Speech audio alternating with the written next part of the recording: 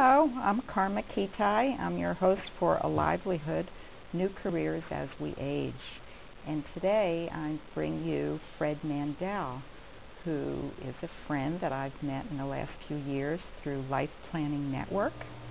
And Fred is going to tell us about his several transformations from being in academia and then in an executive in a corporation and into being an artist.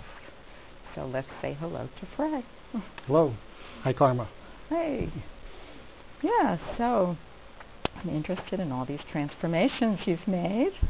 I've been fascinated. So where do you want to start?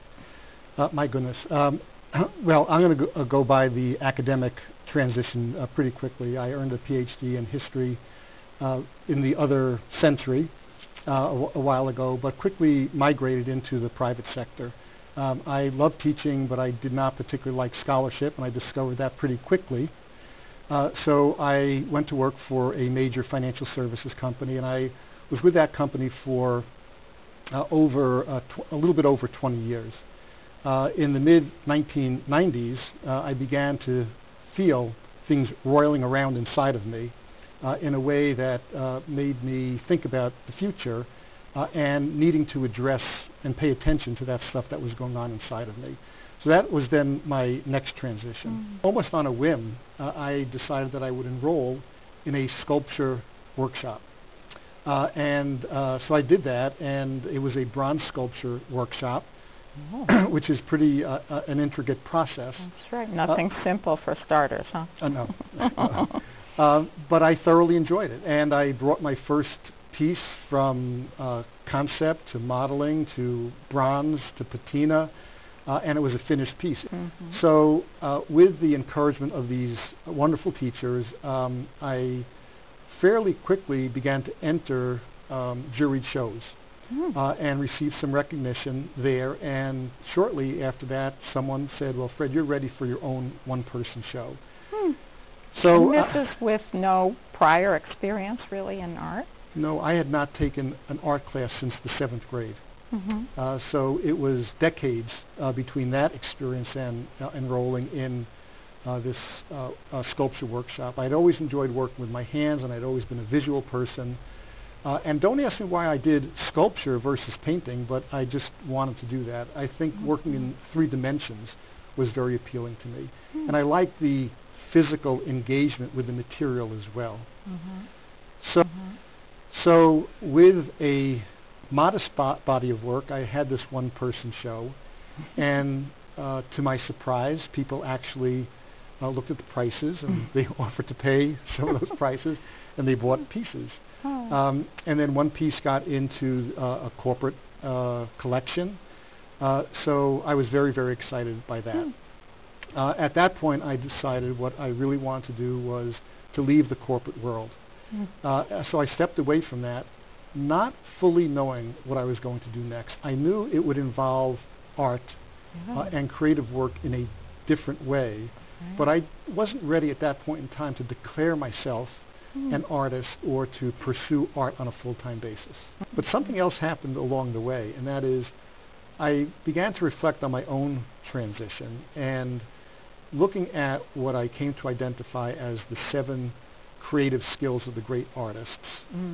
And I decided that I'd start interviewing people who have gone through significant life change. And not necessarily into the arts, but just any kind of life change, right? Any kind of life change. It could be a career change, a relationship change, a geographic change. Now, so what made you think about that? Well, I became really curious about what was the underlying dynamic of life change. We live above the surface, our public lives, and we live below the surface in terms of a very rich imaginative and emotional life. And I was curious how those 2 things came together for people as they made a life transition. So as I began to interview people, it startled me to discover that the very skills that people needed to make a successful life transition, paralleled the skills that the great artists needed in order to create a body of work over time. So that suggested to me that life change is a fundamentally creative process.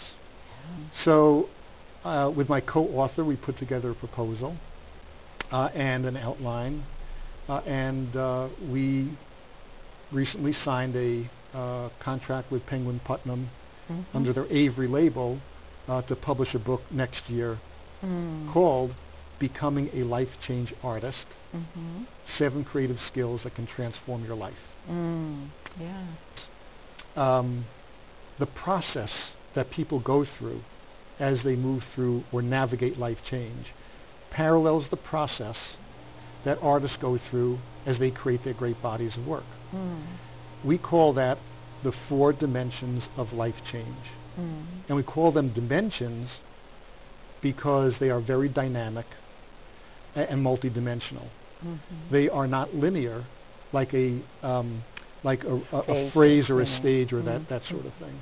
So I just want people to appreciate that when they go through life change, and this is based upon all these interviews, that if they find things confusing, if they find things messy, if they find that they are starting down one path and they kind of fold back something else, that is not abnormal. That is part of the creative process of life change.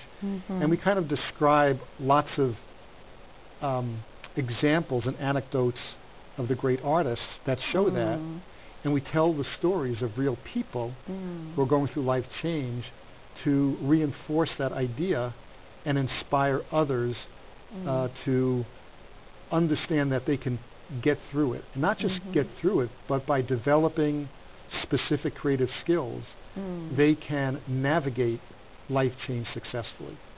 So do you want to give us a little preview of some of the main points in the book to entice people to want to read it more?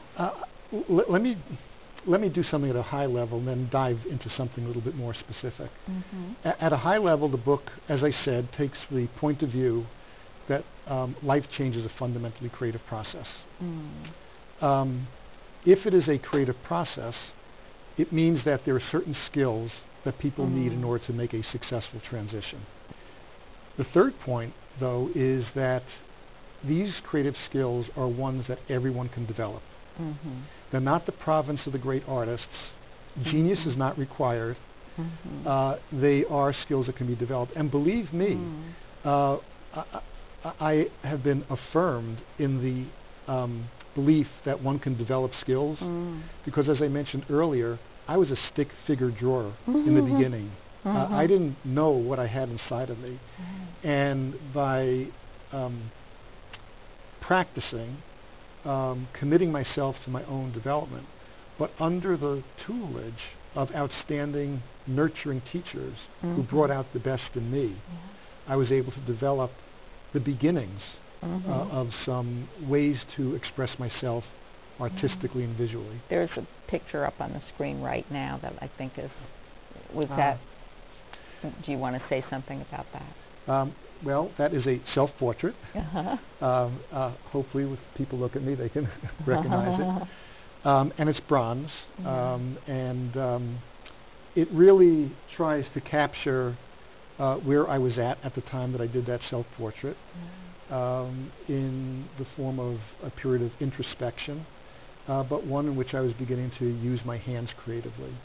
So it's psychologically as well as physically hopefully capture something about myself. So I interrupted you a bit, and you were talking more about the book and the creative process.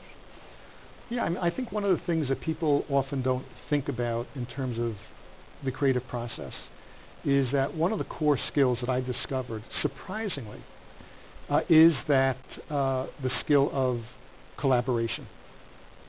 When one thinks of Picasso or Rembrandt, they think of these as individuals who are working in their studio individually, pursuing their vision of art. But when you dive into their lives and you look at what accounted for their innovation in art, you discover that they were highly collaborative.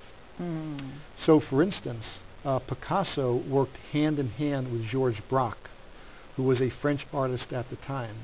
And their collaboration led to a major breakthrough, which was the groundwork for modern art. That movement was called Cubism.